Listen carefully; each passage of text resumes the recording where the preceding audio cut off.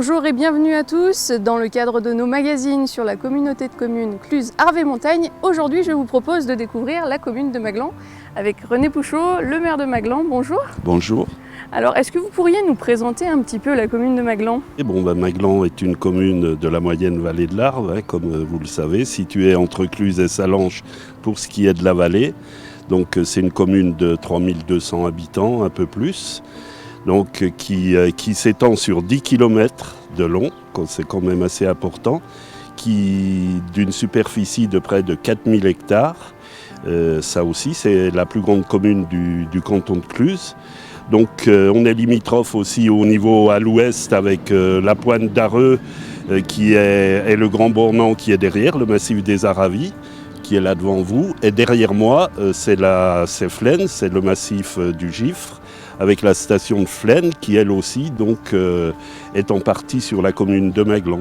Alors, autre particularité de Maglan, c'est sa forêt qui est assez riche. Est-ce que vous pouvez nous en parler ? C'est vrai, la forêt c'est aussi est très grande, puis sur les 4000 hectares, elle représente plus de 1800 hectares, dont 1100 hectares qui sont soumis au régime forestier, qui sont propriété communale. Donc cette forêt, c'est vraiment une forêt multifonctionnelle, puisque outre la fonction économique, parce que ça il faut le savoir, puisqu'on arrive quand même à vendre, quand le bois se vend bien, environ 3000 m3, voire des fois plus, voire un peu moins de bois, ce qui est loin d'être négligeable et qui doit en faire une des premières communes forestières de Haute-Savoie au niveau économique. Après, c'est une forêt aussi de protection, puisque comme vous le constatez, on est sous les falaises et tout. Alors des endroits, il y a un plan de boisement qui est fait, où on ne peut pas couper n'importe où. Et c'est aussi une forêt au niveau environnement sociétal, au niveau sociétal, avec tout ce qui est l'environnement, puisqu'il y a aussi la faune, il y a beaucoup de faune, il y a la flore, et au niveau de la chasse, il y a des cheptels importants, on trouve un peu tout dans cette commune au niveau des animaux. D'accord, et c'est ce qu'on va regarder tout de suite dans notre premier reportage avec la forêt de Maglan et aussi une petite surprise, les grottes de Balme. Située sur les deux versants de la moyenne vallée de l'Arve, entre 495 et 1770 mètres d'altitude, la forêt de Maglan est une vraie richesse pour la commune et avec ses 1100 hectares boisés principalement d'épicéas, elle joue un rôle primordial pour la vallée sous le regard bienveillant du garde forestier de l'ONF. En fait, c'est un bien qui appartient à la commune, mais c'est un bien qui a une utilité pour tous, quoi. C'est vrai, ce qu'on pense en premier, c'est la fonction de production de bois, et donc donner un petit revenu à la commune. La fonction d'accueil du public, pour la récréation, pour les promenades dominicales, pour la détente des gens. Une autre fonction qui est très importante en forêt, et spécialement en montagne, c'est la fonction de protection des sols vis-à-vis de l'érosion, régulation du régime des eaux, limiter les glissements de terrain, freiner un petit peu les chutes de blocs, protéger un petit peu contre les avalanches. Et puis, dernièrement, on pourrait penser aussi au côté environnement, à la biodiversité.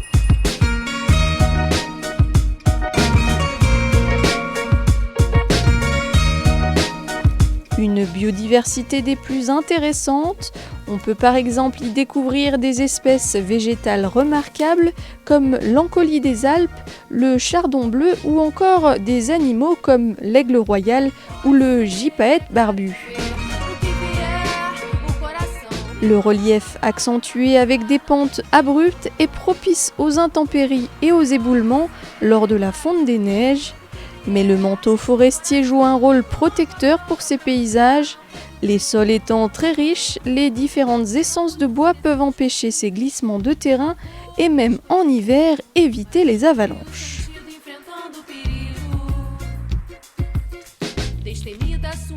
Seulement pour entretenir la richesse de son bois, il est nécessaire que l'ONF laisse pousser les jeunes arbres librement en faisant quelques coupes de bois. Le but de ces coupes de bois, c'est d'enlever les plus gros arbres pour favoriser la régénération de la forêt, c'est-à-dire le retour des petits arbres, des petits semis, qui ont besoin de lumière pour pousser, et quand il y a trop de vieux arbres, les petits ne peuvent plus pousser. En plus de ça, on vend le bois bien sûr, donc il y a une importance économique qui est non négligeable derrière, quoi. Mais au-delà de la richesse économique qu'apporte cette production massive de bois, la forêt de Maglan est aussi dotée d'une vraie richesse culturelle et historique. Monsieur Horace Bénédicte de Saussure, connu pour avoir été un des premiers explorateurs du Mont Blanc au XVIIIe siècle, fait connaître Maglan dans son œuvre Les Voyages dans les Alpes. Il y décrit ses différentes expériences scientifiques autour du Mont Blanc, mais aussi de sa découverte des grottes de Balme dans la forêt de Maglan en 1779.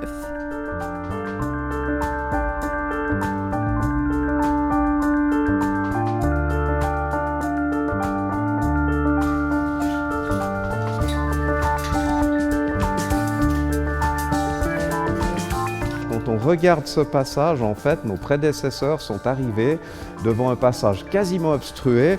Et par la suite, je pense même avant Horace Bénédicte de Saussure, où à cette époque, les hommes ont creusé ce chenal dans la calcite et dans le comblage pour pouvoir passer plus facilement et organiser les premières visites touristiques dans la grotte de Balme. Au XVIIIe siècle, un café-restaurant est aussi établi à l'entrée de la grotte et accueillera même Goethe sur les conseils de son ami de Saussure. Aujourd'hui encore, ces grottes constituent un intérêt géologique et spéléologique majeur sur Maglan. Gérald Favre, hydrogéologue et président des spéléologues suisses de Genève, nous fait découvrir ces merveilles de la nature. Un aspect des grottes de Balme qui est aussi très intéressant dans les parties éloignées de l'entrée, c'est le concrétionnement. Il y a des belles fistuleuses, des stalactites, des stalagmites comme dans beaucoup de grottes haute-savoyardes.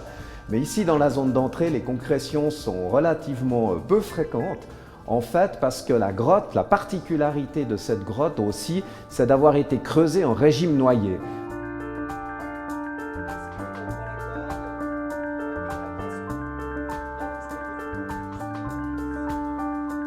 L'eau, elle traverse la montagne. Cette eau, elle est légèrement acide, elle a de l'acidité. Elle dissout la roche dans les fissures et cette matière minérale, ce calcaire arrive dans la grotte. Quand le calcaire arrive dans la grotte, goutte, par les petites fissures, il dépose le carbonate de calcium et il forme des cristaux qu'on appelle la calcite. Mais ces gours sont sûrement la partie visible de l'iceberg. Les grottes n'ont pas révélé tous leurs secrets. Certaines pièces ont déjà été trouvées dans le désert de Platée à Flaine comme le gouffre de l'Apoya, des découvertes que les spéléologues suisses et haut-savoyards effectuent ensemble pour un jour peut-être révéler les plus grandes galeries de France.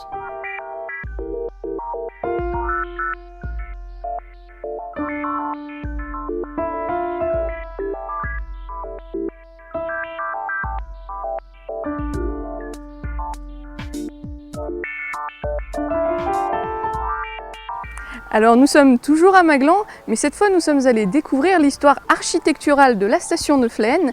C'est notre deuxième reportage et dans ce reportage vous allez découvrir le patrimoine contemporain marqué du sceau de Marcel Breuer et du Bauhaus. Située au cœur d'un grand cirque naturel à 1600 mètres d'altitude, sur le territoire des communes de Maglan et d'Arrache, la station de Flaine fut construite sur un site vierge au début des années 60. À l'origine, lieu d'alpage entre le lac de Flaine et le col de Coux, elle deviendra très vite une station emblématique et chargée d'histoire architecturale et culturelle. Alors, la station de Flaine a été inaugurée en 1968-69. Le projet avait commencé au début des années 60 avec un architecte suisse qui s'appelle Gérard Schervaz. Par la suite, il a rencontré Éric et Sylvie Boissonnat qui vont être les créateurs de la station de Flaine. Et Éric Boissonnat lui-même, après avoir fait appel à l'atelier d'architecture de Courchevel, va contacter Marcel Breuer, le célèbre architecte dont il avait été voisin aux États-Unis. Et Marcel Breuer va, avec l'équipe, signer le plan de masse de la station de Flaine. Le site vierge et sans route commence à être investi dès 1961. Les éléments des différents bâtiments, plafonds, poutrelles, murs, sont alors fabriqués à Maglan dans une usine de préfabrication et montés à l'aide d'un téléphérique car la station ne possède encore aucune route. Et c'est le style du Bauhaus qui sera choisi par Marcel Breuer pour le design de cette station.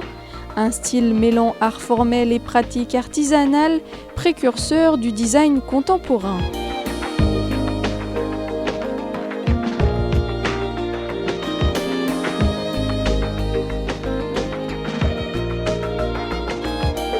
Un design que l'on retrouve très facilement dans la station, comme sur la façade du bâtiment Bételgeuse. Les façades avec les éléments en relief, Marcel Breuer a appelé ça ces pointes de diamant, une grande en bas, une petite en haut.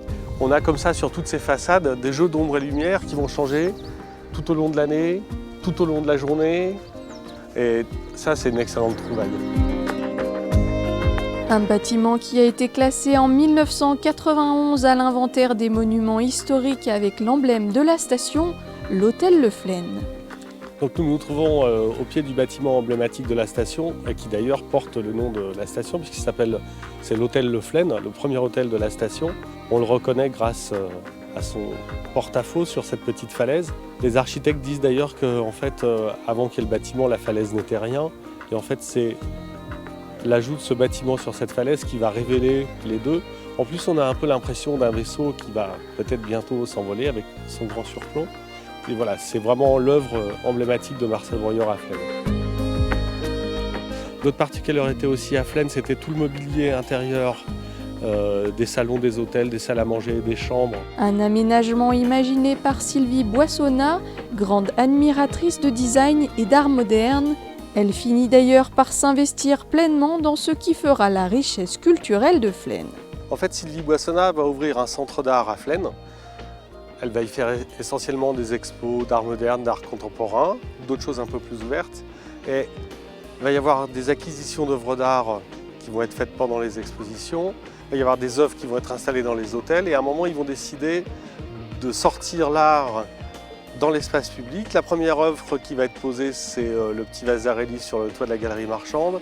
Et après, il y a vraiment deux œuvres exceptionnelles qui vont marquer la station de Flaine définitivement. C'est le Bocteau de Jean Dubuffet, qui se trouve juste à côté de nous, et la dernière œuvre posée à Flaine, qui est vraiment incroyable, c'est la tête de femme de Pablo Picasso.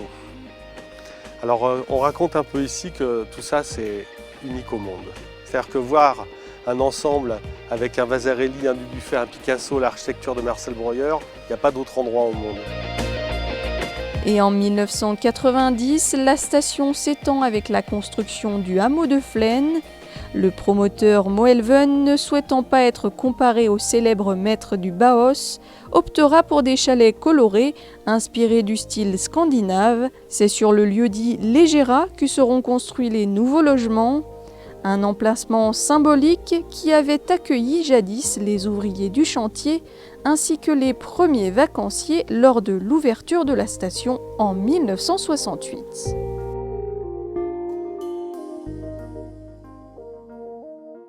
Si vous avez apprécié les images sur la commune de Maglan, n'hésitez pas à venir y faire un tour. Quant à nous, on se retrouve très prochainement pour un nouveau magazine.